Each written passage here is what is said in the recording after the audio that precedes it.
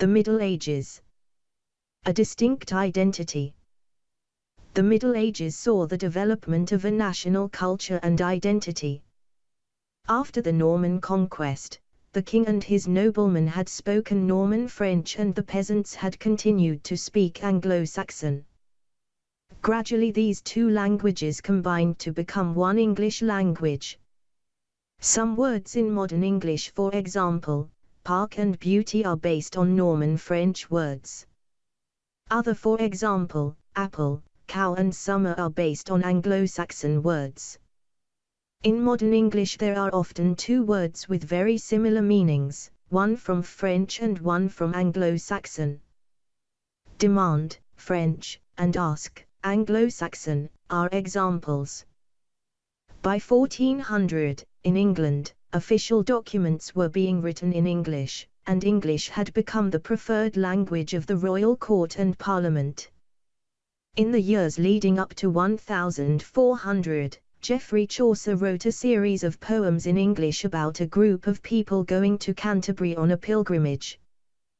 The people decided to tell each other stories on the journey, and the poems describe the travelers and some of the stories they told.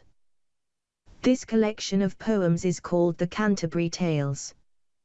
It was one of the first books to be printed by William Caxton, the first person in England to print books using a printing press.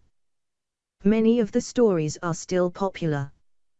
Some have been made into plays and television programs. In Scotland, many people continued to speak Gaelic and the Scots language also developed.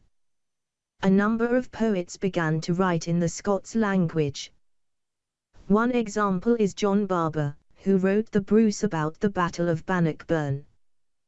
The Middle Ages also saw a change in the type of buildings in Britain.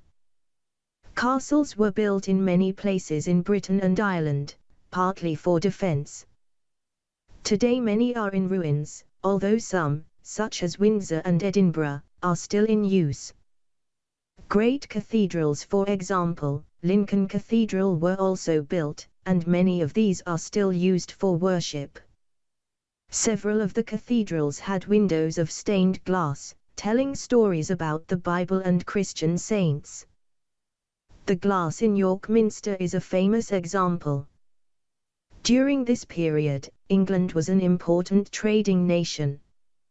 English wool became a very important export.